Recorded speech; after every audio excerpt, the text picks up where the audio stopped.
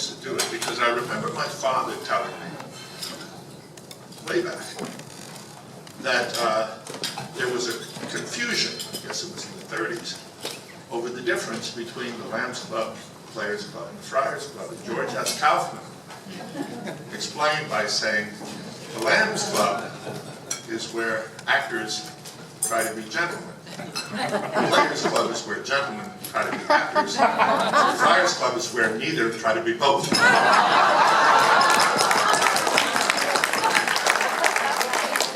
I'm in the right place. I've spent over half a century an actor trying to be a gentleman. But I'll tell you how I really got started. My father, in the late 30s after college and before he went away to war, sang with a group called the McFarland Brothers.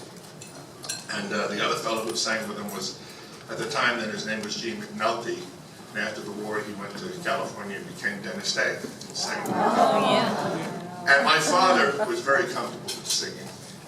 And he loved imitating, because he was used to doing the Crosby songs. So I remember around the house he'd be going, when the blue of the night hits the gold, someone waits for you. He'd also do all kinds of imitations, whether it was Durante, ding-ka-ding-ka-doo, ding-ka-doo, or Jolson. You know, yesterday I heard a lover sigh, goodbye, I won't be on my favorite one is he would do the Ink Spots, do all three of them. We're three, we all living in a memory. My shadow and me.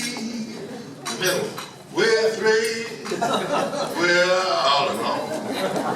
We're living in a memory, as my echo, my shadow, and me. We three, we're all alone. Seems like we're living in a memory. That's my echo, my shadow, and me. You know, I've been wondering, what good is the moonlight? That silvery moonlight that shines way, way up above. I walk with my shadow, and I talk with my echo. But where is that gal that I love? We're three.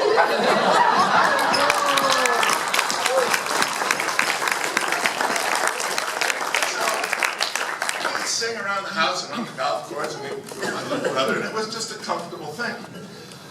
So in the shower, in 9th grade, after basketball practice, Ned Ligon and Billy Hauser, who were both young members of the Pilgrim Fellowship Choir of the Congregational Church where I attended, were practicing a piece. And I just joined in and sang it with them. The piece began, Exultate Deo, exultate Deo, agitori nostro. They said, Howard, you can sing. I said, well, yeah, I'm coming. You've got to try out for this choir. This choir's great. Tour Europe, we sang at Carnegie Hall. It was a terrific youth choir. So I joined. Next thing, I was a soloist. We did tour Europe. And then the first role, I don't put in my beard, I was 15, was playing Buffalo Bill in Annie Get Your Gun. There's no business like show business. I was a junior, and I was Billy Nickel. My boy Bill will be tall and as tough as a tree. When I was a senior, I was Curly. There's a bright gold in the haze on the meadow. Off to college. Immediately joined a singing group that I loved to this day called the Zumbis, singing music to Zumbi, very much like the Hi-Lo's of Manhattan Transfer. Boom, boom, boom, boom. If you ever plan to roll your west. And one of the upperclassmen said, you know, you ought to try out for a play. And I said, I've never done a play. He said, well, you've done leads in musicals. It's just the same thing, but without the song. So, I did the Andersonville trial. Hey Jamie and Long Day's Journey. Did a number of these things. Played the title role in the Scottish play, The Queen My Lord is Dead. She should have died hereafter. There would have been a time for such a word. Tomorrow, tomorrow, and tomorrow creeps in this petty page from day to day to the last syllable of recorded time, and all our yesterdays have lighted fools the way to dusty death.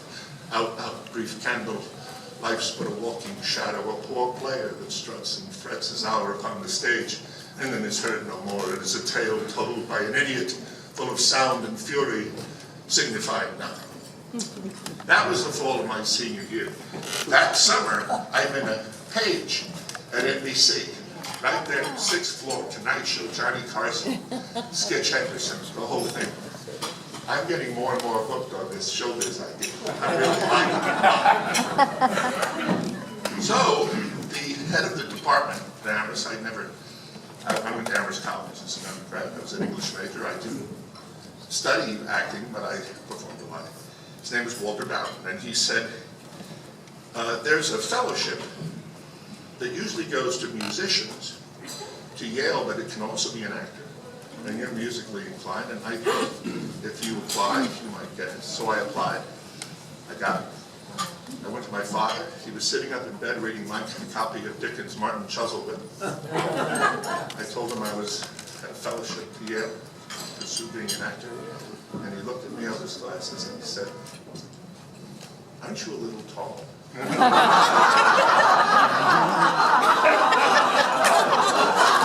It was so lovely. He was there.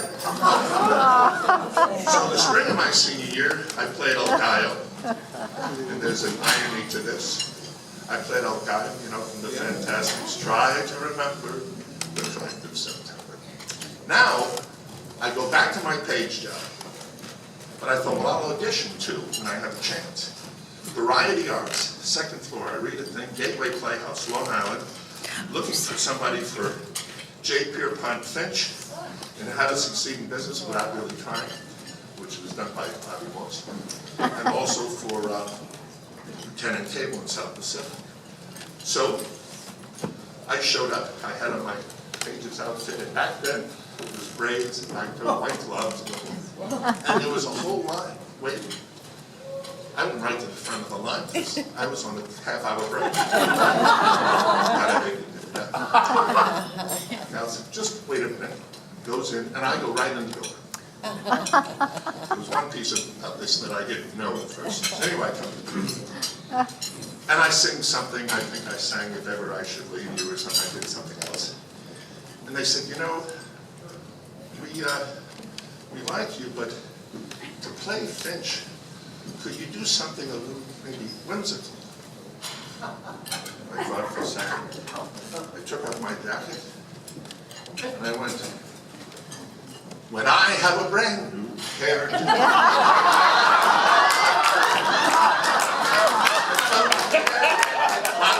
I enjoy So I got it. And one of the reasons I got it, unbeknownst to me, is that the last show of that season was Little Apple. So that summer, I did how to apply for a job, how to advance from the mailroom, how to sit down at a desk, how to dictate memorandums, how to develop executive style, how to be in a 3-button suit with that weary executive smile. This book is all that I need. How to succeed. Then, in a lower key, I touch your hand and my arms grow strong. Now that's right. Then Mr. Sowerberry, Oliver, he's on undertakers. And finally, Abner. If I had my druthers, I'd rather have my druthers than anything else I know. Now I'm off to Yale. Mary Crawford, who was their wonderful singer, played all the leads. She said there's a guy you can go to up in the pavement who runs this rather disreputable place called the House of the Zodiac. And I've sung there, and you might be able to get a job. His name was Rennie. Hey, how are you, kid? I said, I have the size all the Nelson Riddle sides I got for Sinatra. It was set for Sinatra when he was older, so it was in the right pitch. He says, yeah, nice yellow, you could class up the place a little. You could be like a kind of a singing waiter guy. Something like that. I said, okay. He said, you got a tux? Of course. I'll find one. Now I'm studying acting with Stella Adler and Bobby Lewis, and on the weekends, I'm going to the House of the Zodiac. And he says, 3 things, kid. Don't ever forget this. Anybody comes up, hands you a box, a bag, a package, says, hold it for me. You come right to me. Second thing, some nice, pretty girl comes up and sits with you at the bar. Say, don't go near her, because believe me, she's got a boyfriend, or you get in trouble. The third thing is no matter how many times a guy comes in with a woman, don't ever refer to her as Mrs. Nunzio. You get locked up. You got that? So I said, fine. So now, there I am at Yale studying Elizabeth Smith, Stella, studying a lot of Shakespeare. If you have tears prepared to shed them now, you all know this man. I remember the first time ever Caesar put it on. It was on a summer's evening in his tent that day. He overcame the nervy E. Look, in this place ran Cassius Dagger through. See what a rent the envious casca made through this. The well-beloved Brutus stabbed, and as he plucked his cursed steel away, mark how the blood of Caesar followed it. As rushing out of doors to be resolved, if Brutus so unkindly knocked or no, for Brutus, as you know, was Caesar's angel. Judge, O you gods, how dearly Caesar loved him. This was the most unkindest cut of all. Over the noble Caesar saw him stab. Ingratitude, more strong than traitor's arms, vanquished him. Then burst his mighty heart, and in his mantle, muffling up his face, even at the base of Pompey's statue, which all the while ran blood, great Caesar fell. Oh, what a fall was there, my countrymen! Then I, and you, and all of us fell down, whilst bloody treason flourished over us. Oh, now you weep. Perceive, feel the dint of pity, these ungracious drops. Kind souls, what weep you when you but behold our Caesar's vesture wounded? Look you here, here is himself, marred, as you see, with traitors. Friday night, back at the House of the Zodiac. They were to fly me to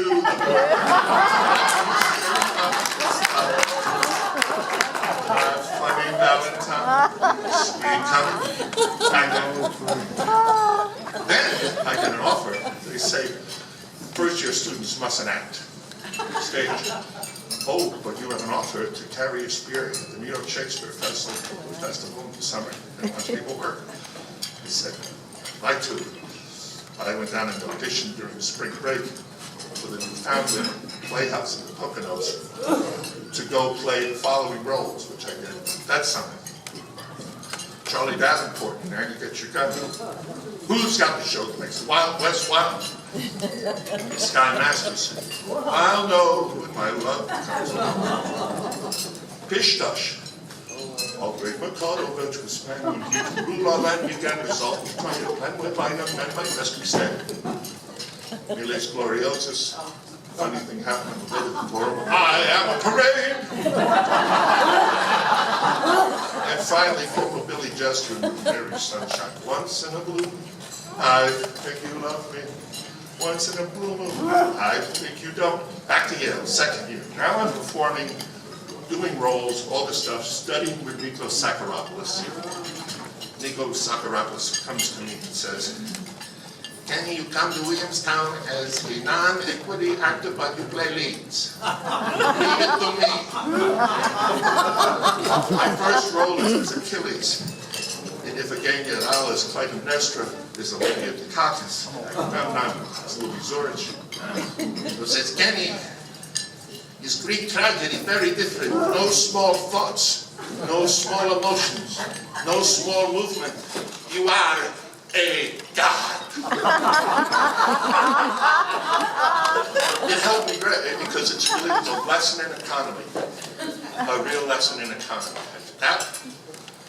Then I played Kilroy in Camino Real, beautifully mounted production item, and it was lit by the brilliant lighting designer and director at Williamstown, Peter H. Hunt.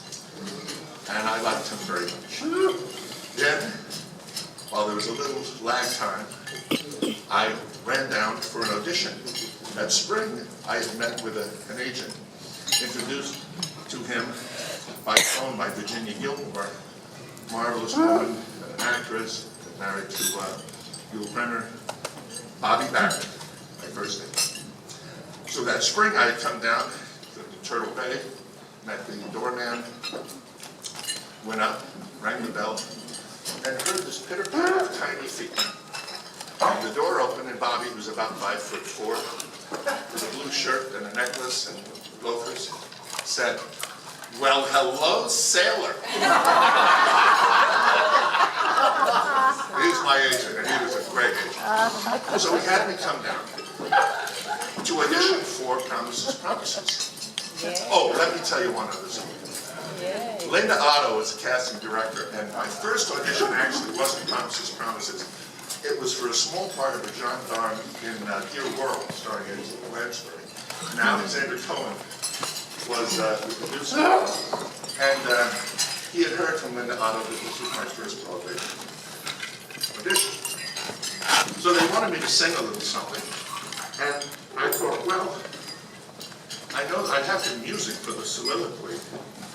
I'll just start that and stop it, and still get me sing. So I started, I wonder what he'll think of me. I guess he'll call me. And I went on, and I went on, and I sang the whole thing.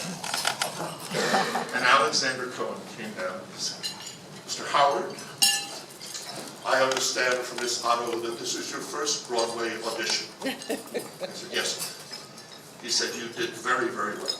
You must promise me to never, ever do that again.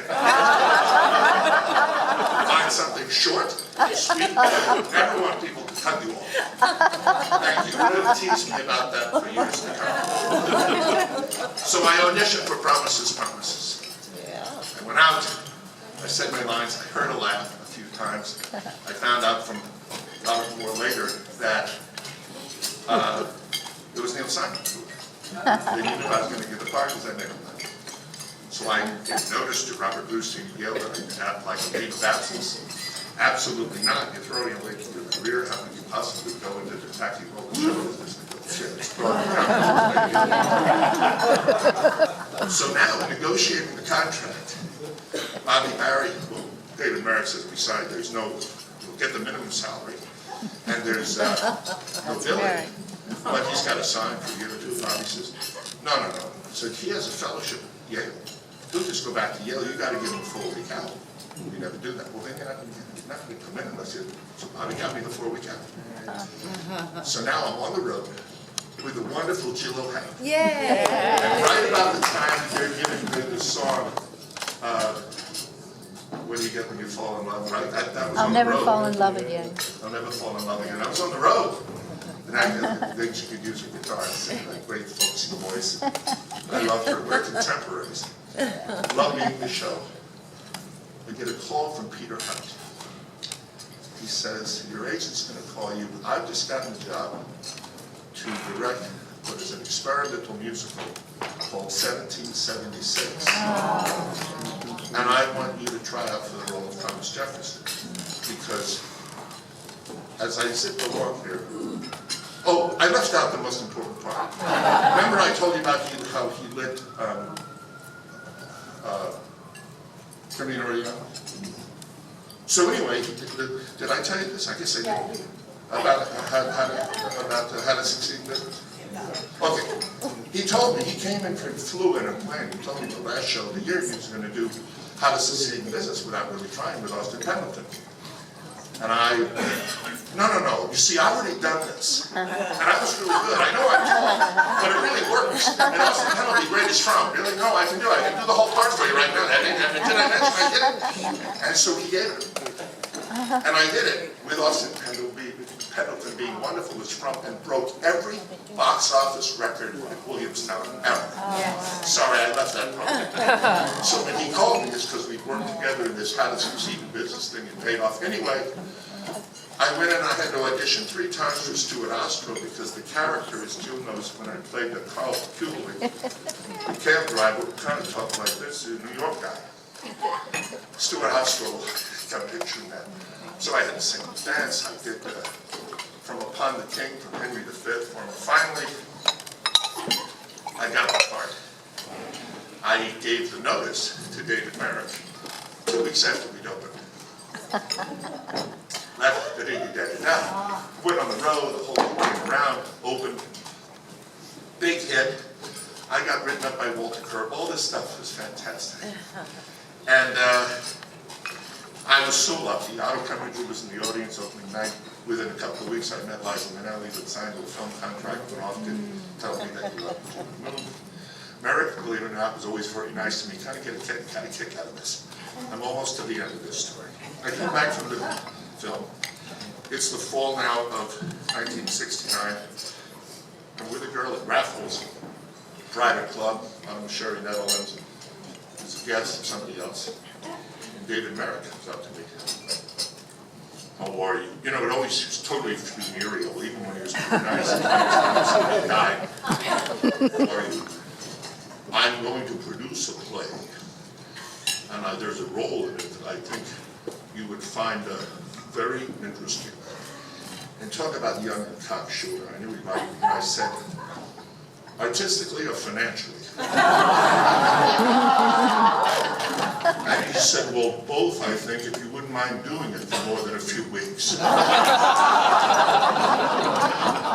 was Child's Play. I opened in Child's Play. It was a terrific hit.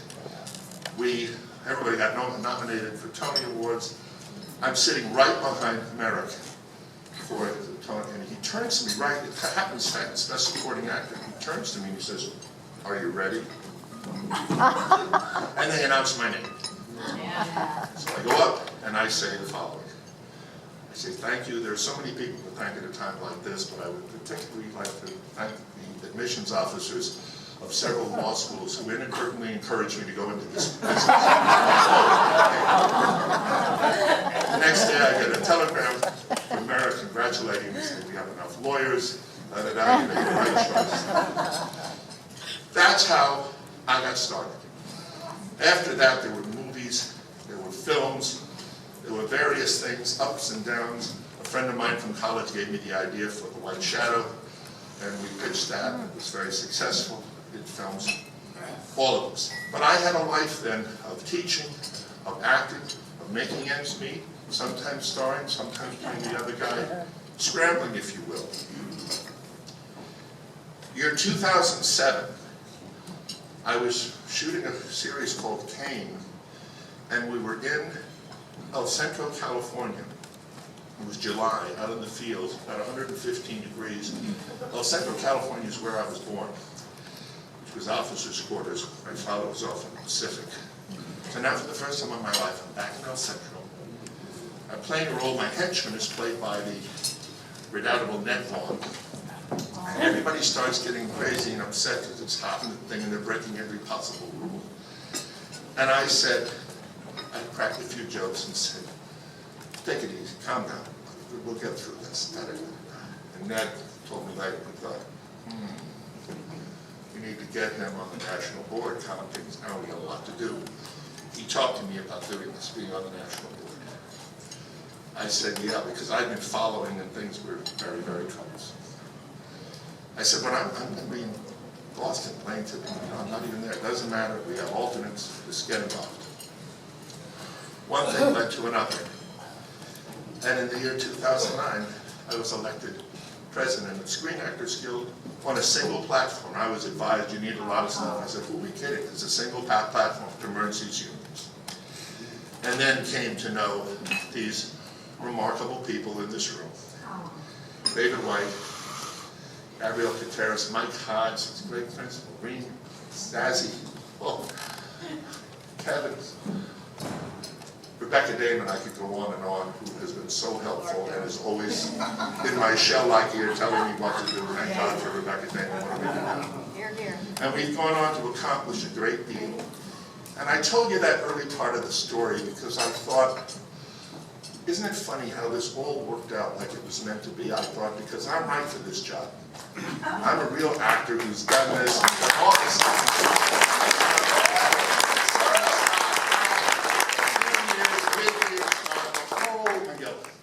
And it has been so meaningful to me to be able to do this. It's meant a great deal. I said to Ned Vaughn at one point, I mentioned it to David Webb, I'll share this to you. This is when we were trying to make this merger happen.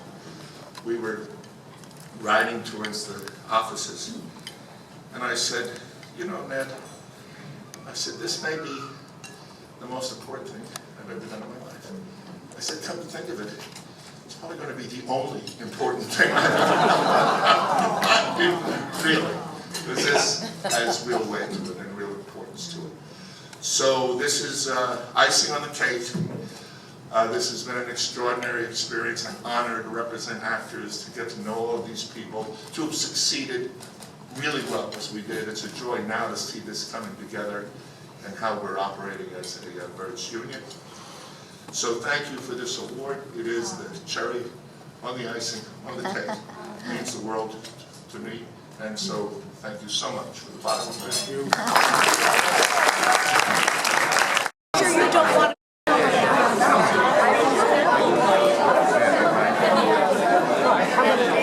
If you don't mind, I'll just do